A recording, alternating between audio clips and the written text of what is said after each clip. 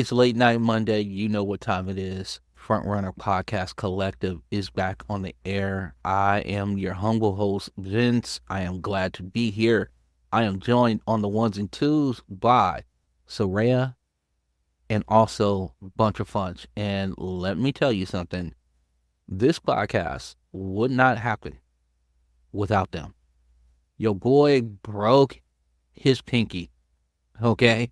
So we're potting hurt, right?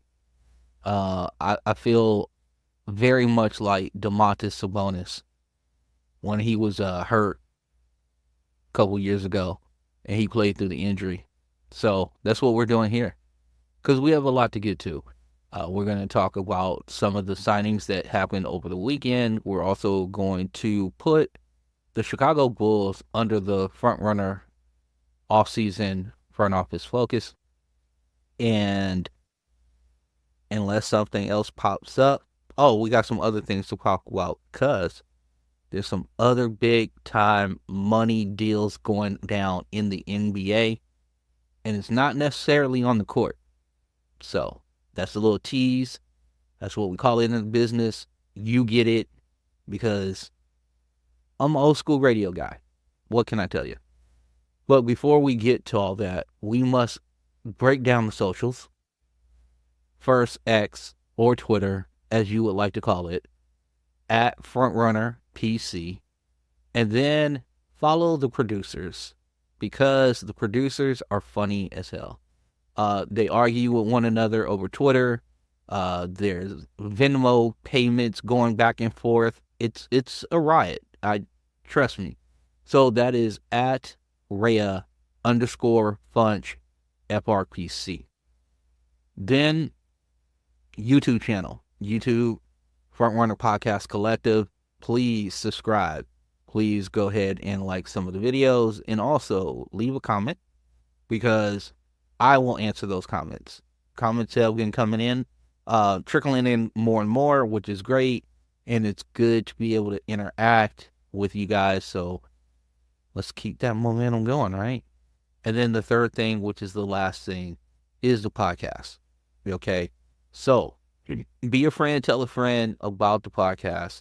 Let them know that we do it 3 times a week, Monday, Wednesday, and Friday, as the CFO of this company tells me every single week, we must be doing 3 shows a week or funding stops immediately, right? So that's how we do it. You let them know that we do it 3 times a week. It's going to be basketball, wall to wall. And now we can drop to you a little plans of August. I told you that we had some plans coming for you. And it is a new day with Frontrunner Podcast Collective. So the one thing that we are very, very sensitive to is making sure that we deliver on our promises. We weren't really good at it before. We now, because we have help, thank you, Soraya, thank you, Funch, that we can go ahead and offer you certain things. We will start our draft coverage for the 2025 draft in August. And how we're going to do it is we're going to take 2 prospects every podcast, and we're going to talk about them and try to get as much information as possible on them. So it gives you kind of a little peek into what we're looking forward to when we get into November and we start seeing these guys play basketball at the collegiate level or internationally. So keep it locked here at Frontrunner Podcast Collective so we can go ahead and get you that information. And we are proud to give it to you. So August, it will start, and it will start right away. So first podcast in August, and we're going to give you probably about 30 prospects and, as much information that we can possibly get at that present time. And then we will go from there. The other thing that is coming in August, the producers have decided that they are going to blog about the podcast, give you some of the inner workings, the behind the scenes look of the podcast, what we talk about that might not, basically, it might be a little too hot for the podcast or whatever. But they're gonna put that up on the blog, and that will be on our website.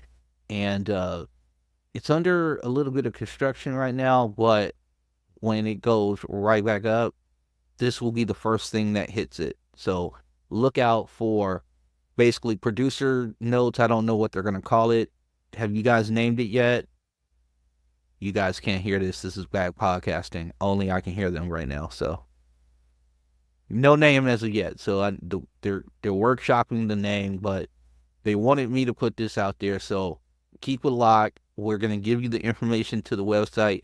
This will be kind of almost like a second screen to the podcast, right? So if you're listening to the podcast, obviously, if you're on your device or if you're on your computer at home, you can listen. And then you can go over to the producer notes and kind of read along and see what might have been some of the thoughts here and there.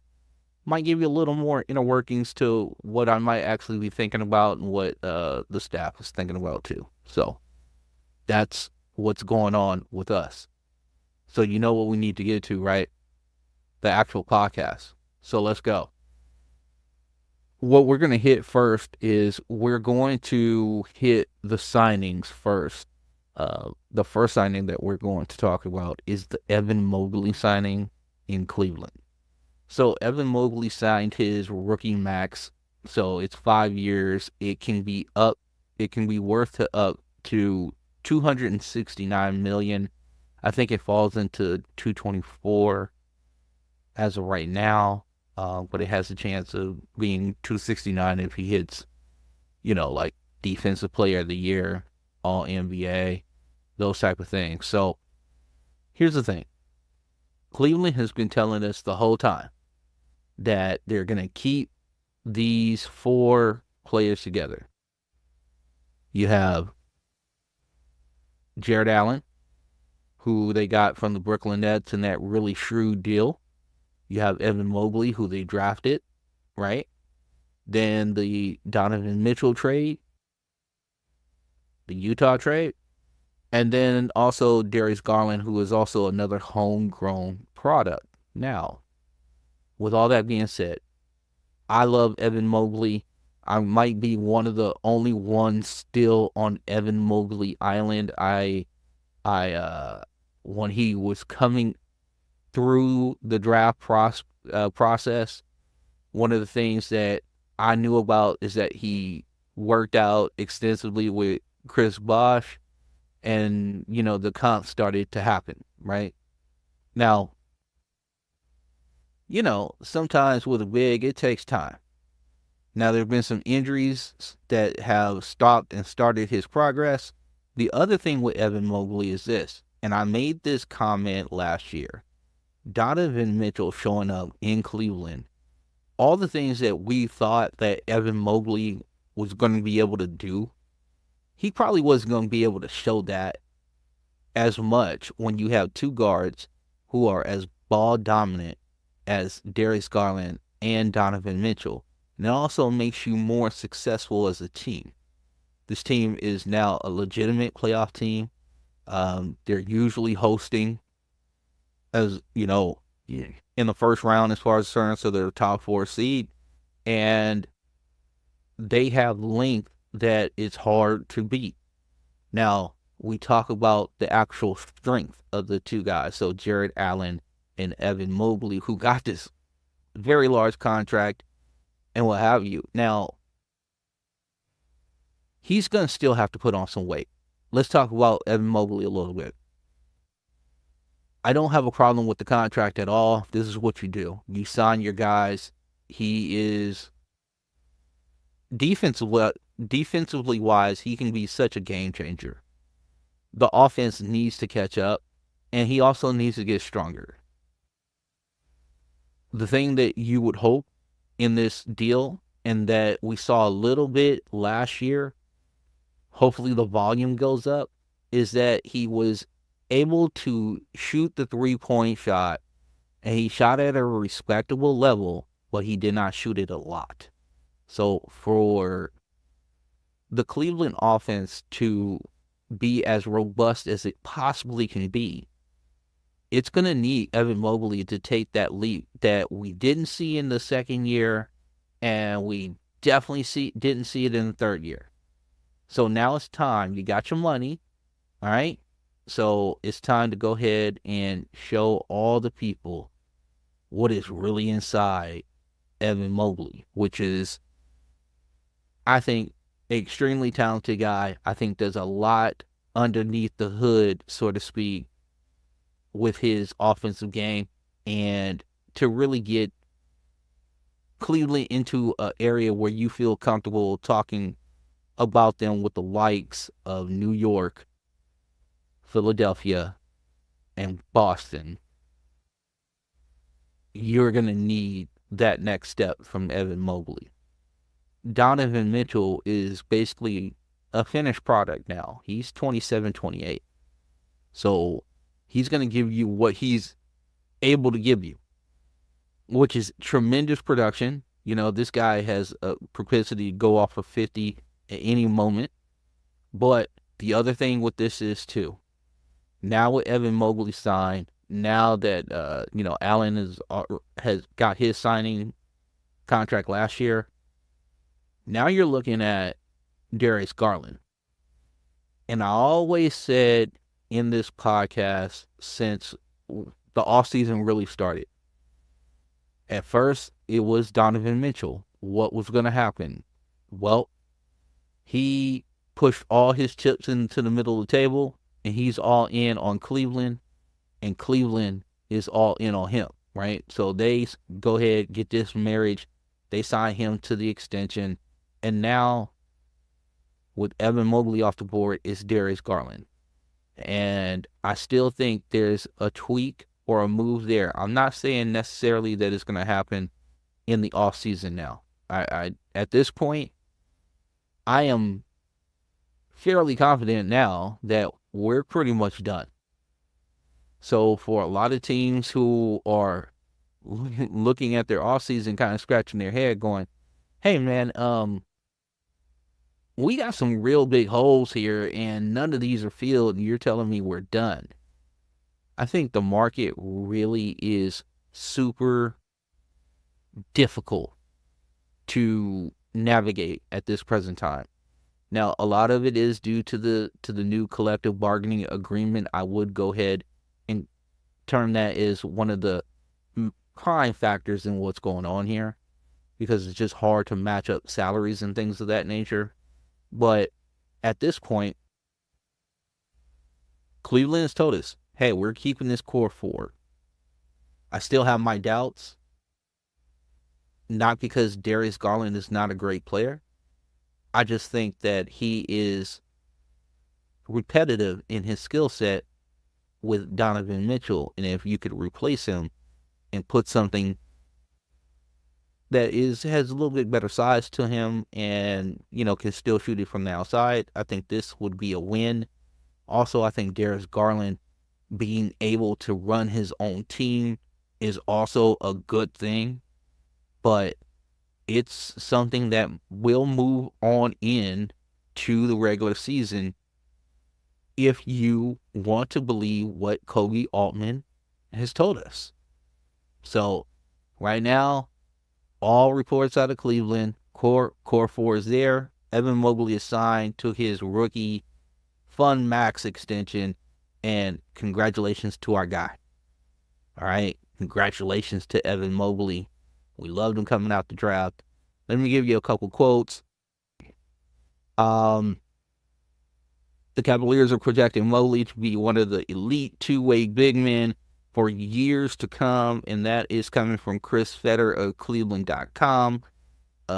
This is basically what they've been talking about.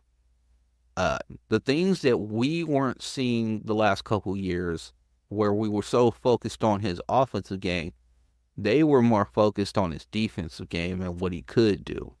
Now, that shot, even though it wasn't at a high volume, Just the fact that he was taking a shot in NBA games last year is a huge step up. So we're there. Now can we coax him into more volume? That's the key. Because that max that he got this time, this is for dudes who are about to be real dudes in the NBA, right? Like, we give these contracts to, like, Anthony Edwards, okay? Like, that's who we give these contracts to. We can say with all honesty that we don't think Evan Mobley has lived up to that yet. But I am still betting on the talent. I'm still betting on the work ethic.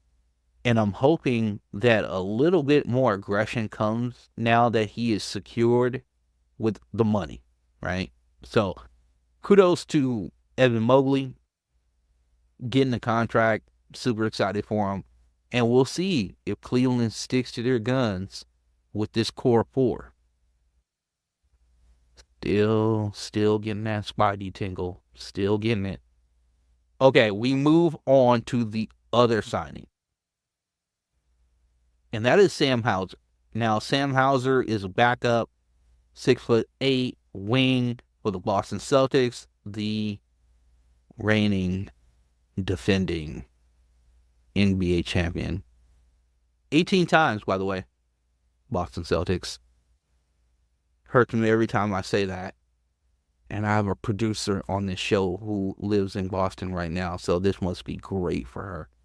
Anyways, Sam Hauser signs a deal, 4 years. Let's see what the money is. Looks like it's 4 years, $54 million. Now, you would say, hey, that's a pretty lofty contract for a team that is way over the second apron, right? The restrictions now are real. They go into this first year of this apron, and then next year is when all of the real crazy, there's a lot of restrictions that go in this year. That draft pick next year gets frozen. So we get through 2024, 2025, we get to the 25-26 season. If they go into that calendar year in the second apron, wherever the 2033 draft pick is, it gets now frozen and it goes to the back of the line. So keep that in mind. Now, we talk all the time how Boston is set up for it, and here's another piece with Sam Hauser, right? Sam Hauser is not going to put you in a situation where he's going to give you this great performance and whatever. What Sam is going to be able to do for you is he's going to come in for his 12 to 16 minutes. He is going to space the floor. Surprisingly, he is going to move his feet on defense. And I say that, people will say, well, he's white, that's why you say that. No, I say this because Sam Hauser wasn't a good defender coming out of college. He wasn't. He has learned what he can and cannot do. Kudos to him and putting the work in. But the one thing that Sam Hauser can do is he can shoot that thing. Sam Hauser can shoot that thing. So my whole thing with Sam is I love that he got the money. I love that Boston is like a drunken sailor, home from leave, just spending money left and right. They're going to wake up in a couple days and be like, "What? We spent money on what? What the hell is Sam Hauser?" No. Sam Hauser, good wing, good spacer. They're going to need him a lot in the first 40 games of this season. Kristaps Porzingis, that ankle, which it didn't look good when he came back onto the court. Kristaps is going to be out they say December. Others are saying February. So, listen, he came out like a lion, trying to help. win a championship, mission complete. His, I guess his battle scar is that ankle is shot right now, and we are not going to see Kristaps Porzingis for a while in this next upcoming season. So Sam Hauser will be very important. He is somebody who allows them to play the way they really want to play, which is the 5-out style. And the one thing that Sam gets when he does go into the game, if you notice, if he plays without one of the J's, he is incentivized to go ahead and shoot it. If for some reason he's playing with both of the J's, what you see him do is then become that complementary piece that you would see normally. A corner guy, he's going to set picks and then get out on the flare screen and pop out to the three-point line above the break. So these are all things that Sam is able to do. Mazzulla has been able to weaponize him in a way where you hide some of the deficiencies. He's heady enough to be able to be physical enough with his with the offensive player that's in front of him, and he's able to stay on the court for 4-minute stretches. So that is very imperative in the NBA to have a guy that you know you can put in a playoff game. So Sam Hauser gets paid as well. Now, speaking of money, good segue. Professional. This is how we do it. Amazon, who thought they had the secondary NBA rights. Nah. Warner Brother, Time Warner has come in and said, we have now invoked our right to match. So the TNT inside the NBA with Ernie Johnson, Kenny the Jet Smith, Charles Barkley, and Shaquille O'Neal, and that incredible staff behind the cameras, behind the scenes. That production staff is A1. One of the reasons why Charles was having such a hard time, if for some reason Amazon would have won this thing, would they have been able to bring their own people? If that was the case, would they have gone over to NBC? My sources tell me that the NBC thing was never a road that they could go down, that they were going to use their own people, and that was going to be a no-go for Charles, no matter how much money they threw at him. So it's good to see that we, as NBA fans, we know where the All-Star game is going to be. We know where NBA All-Star Saturday night is going to be. We know where we're going to watch Chuck and Shaq just be funny and give insights to basketball that are needed sometimes.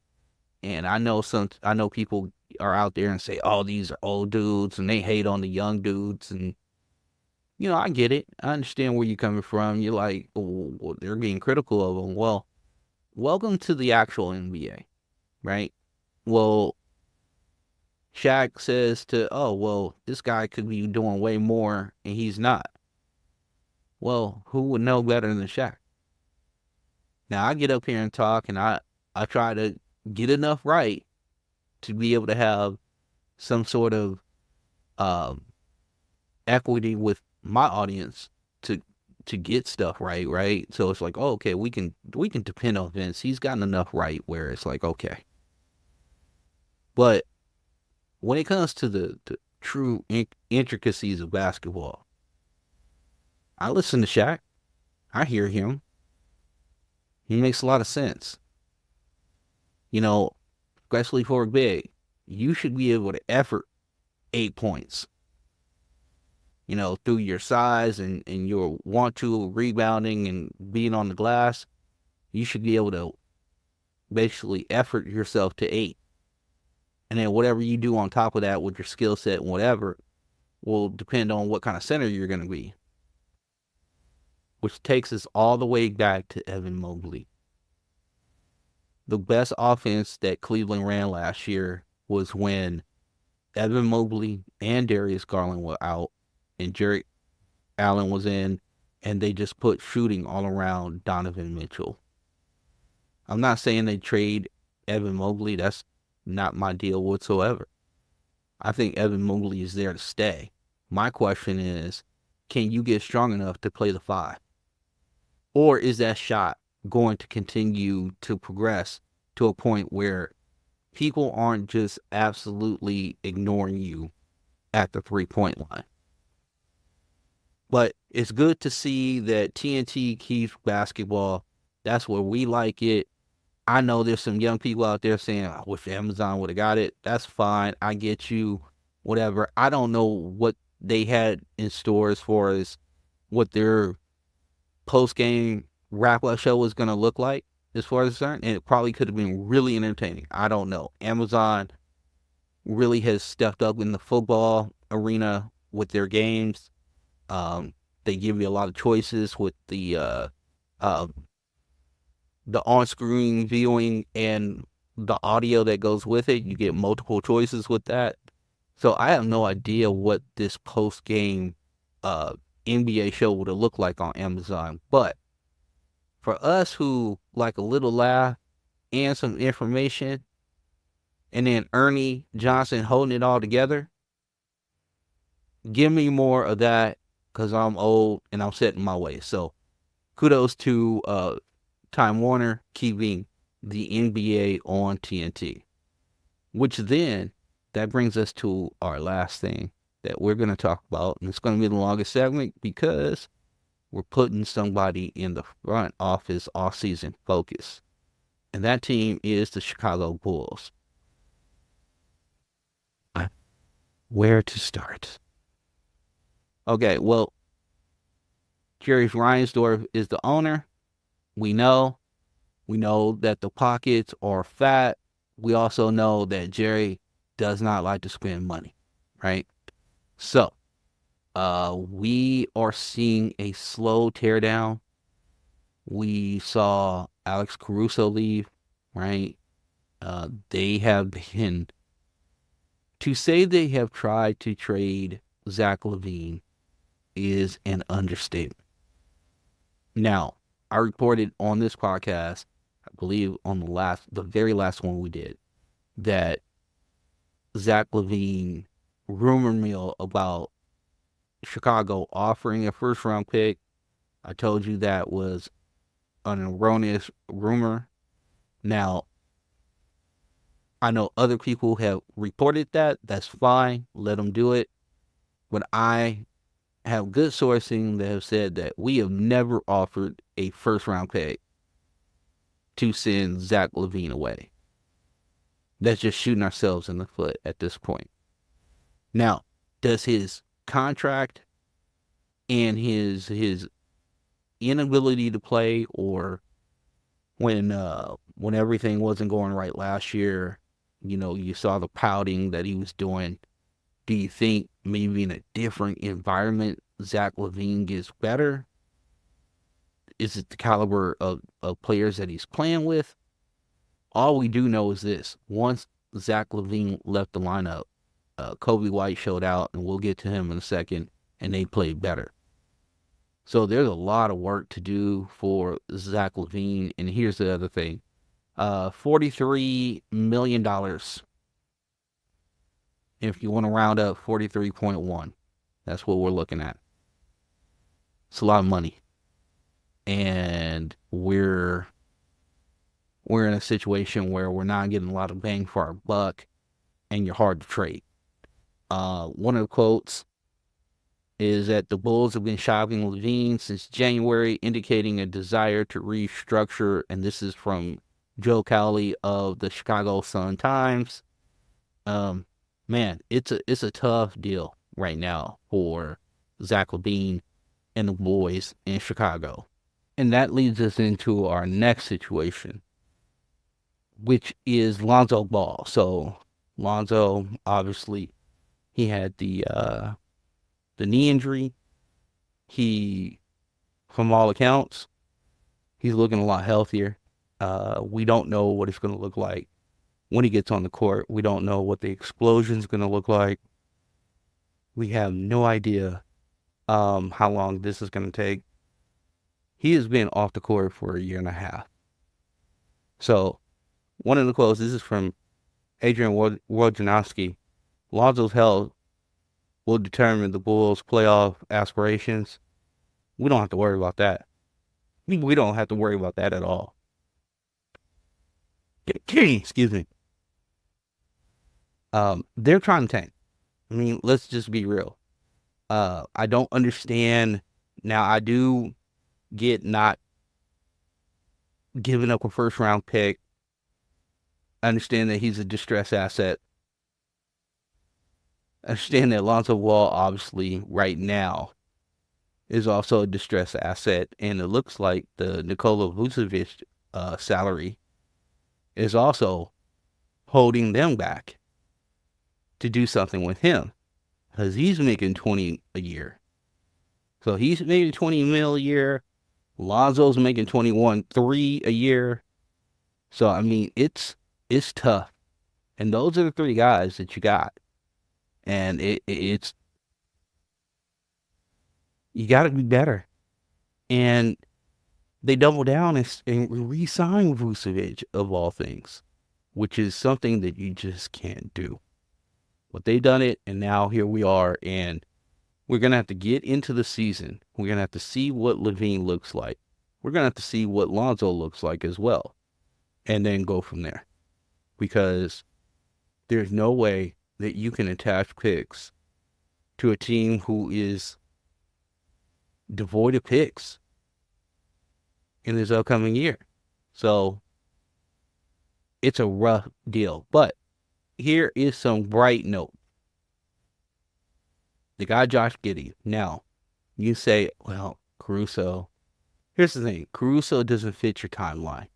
If you have a diminutive guard in Kobe White, now I know that he's like 6'4", but he's on the slighter side. Josh Giddey. Now, he might not be able to chase like the little itty-bitty guards, but he does give you some defensive flexibility, being 6'7", 6'8". He rebounds really well for his position. And the one thing that Giddey is going to give you is his passing, his ability to see the floor is second level. You know, it's up there. And I think that with somebody like this, he can probably get Kobe White better shots. Now, the guy that I really want him to activate is Patrick Williams. Now, I will tell you this about Patrick Williams. He better watch his back, because Matas Buzelis, that kid, now the shot is not great. He can shoot it, but the percentages aren't fantastic. He's like a low 30 shooter at this point in time, but he does so much other things with the basketball.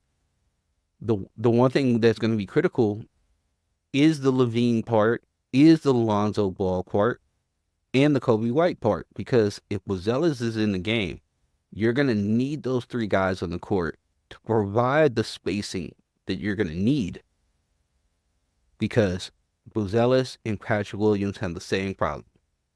They both do not shoot the three well enough to allow them to be like the number one option or the number two option, or whatever the case may be.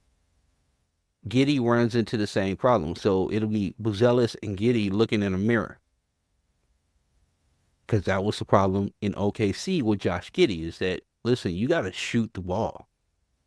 I understand that you feel less confident, but you know what the chances are if you never shoot it?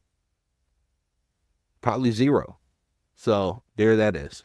Now, they do like both Buzelis and Giddey's versatility to the game.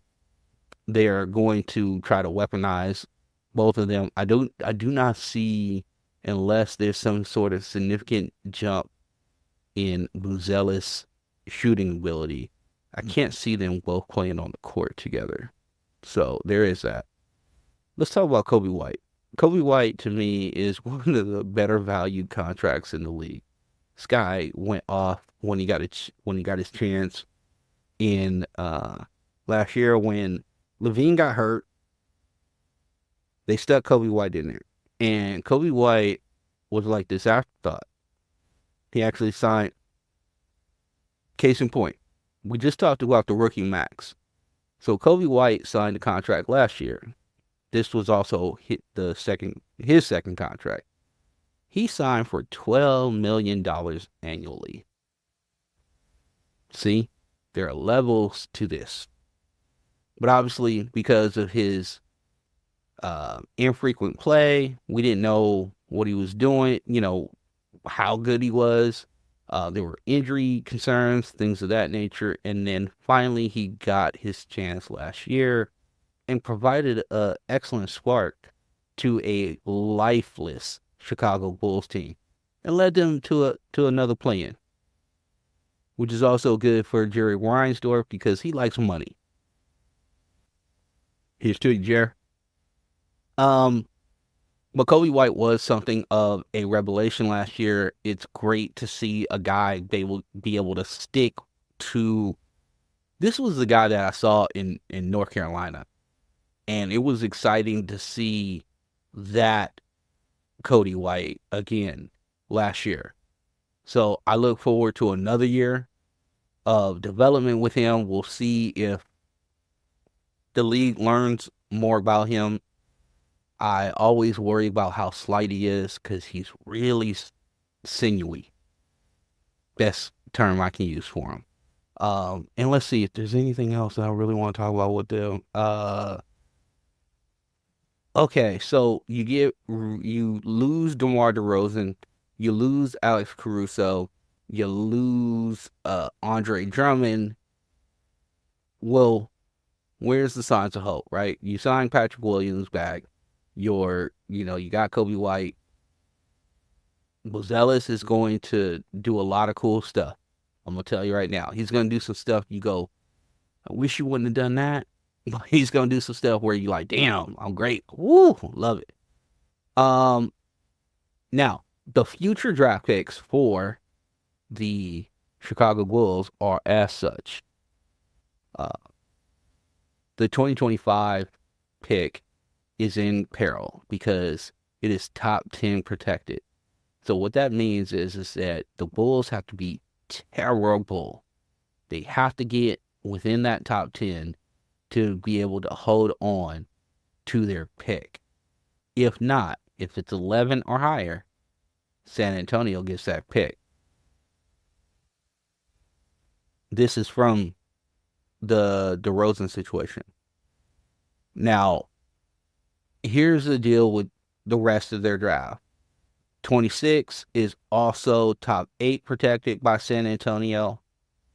And then 27 is when they are starting to own their first round pick. So they have to find a way to alleviate Zach LaVine as early as possible to make sure that they can go ahead and solidify holding on to this pick in upcoming year, which we're, like we said, we're going to talk about this draft in earnest in August. So keep it locked here with us at Frontrunner Podcast Collective.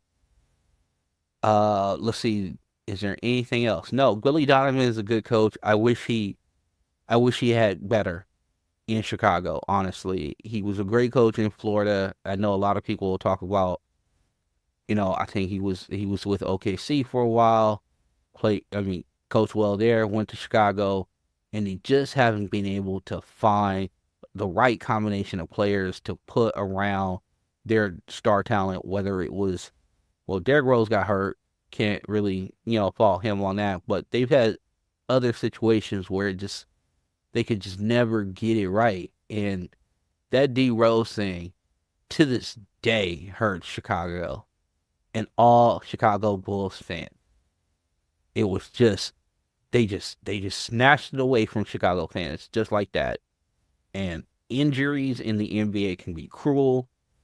They can be very unforgiving, and they can change the trajectory of your franchise in the most monumental way possible. So Chicago is up against it. They need to find a LaVine trade, whether it's they need to get creative somehow and need to start looking at some of these contenders and saying, hey, listen, maybe it's not picks back. Maybe it's just like the trade they made with OKC when Josh Giddey came to the Bulls and Alex Caruso went to Oklahoma City.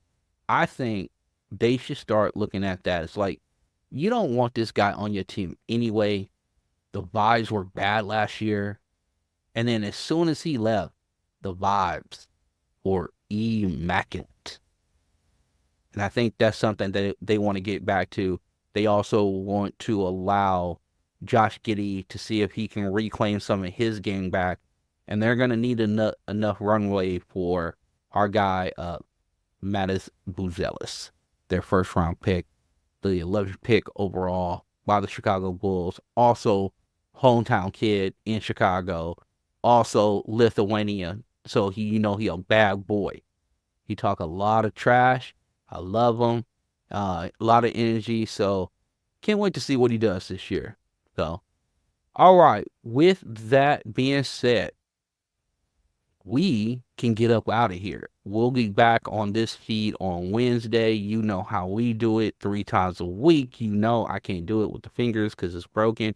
Anyway, 3 times a week, we can do it that way, right? We do 3 times a week that way. All right. Let's see. Is there anything else? Well, obviously, I told you my feelings on, I told you, let's see what happens this weekend. Let's see if anything comes about.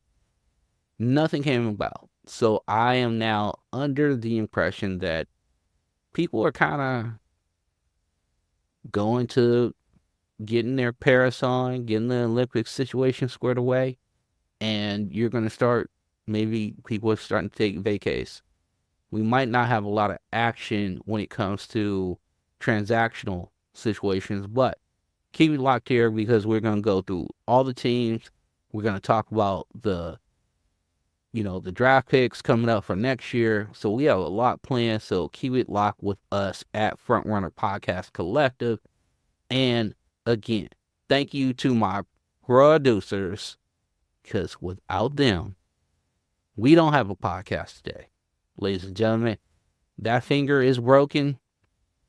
It is broken. And it was broken in the dumbest way possible. My dog was acting crazy. And I was like, hey, don't do that. And, you smack table, whatever, and smack the table too hard. Broke the finger. Hey, what are you going to do, right? Anyways, with that being said, we got some other stuff to talk about. I'm sorry. We always got to leave you with, well, Vince, I told all my friends about Frontrunner Podcast Collective. Who else can we give this jewel to? Okay, we workshopped this over the weekend. The producers and I put some stuff together for you, right? So, we gave you some Jamba Juice before whatever case may be. We talked about bus boys and all that. We talked about Uber drivers, everything like that. Now, the other people that we need to talk about who are in a growing part of our society, right? And we need to reach these people post-haste. We need to hit all the dry cleaners. All of them. Right? We need to hit all of them. And then the other people that we need to hit is we need to hit the people at the pet store. Pet grooming people. You know what I'm saying? People who get the treats for the dogs. You know what I'm saying? Also, the veterinarian who takes care of our dogs. Got to talk to that guy about Front Runner Podcast Collective. All right. We do it for y'all. But we also care about the animals, make sure they stay healthy, get their situations together. My dog needs a psychiatrist. I'm telling you right now, this dude is out of control. Sometimes, you know what? This podcast is my solace. Doing this podcast gives me joy. And it takes me away from my dumbass dog. So, with that being said, I thank you for this therapy session that we just had. And like always, the best part of you is you. Make sure that you're surrounding yourself with nothing but positive people who are going to speak into your life so it just brightens your light so you can illuminate the world. Go out there and do some good in the world, and we'll see you back on this feed on Wednesday. And you know how it is. Deuces.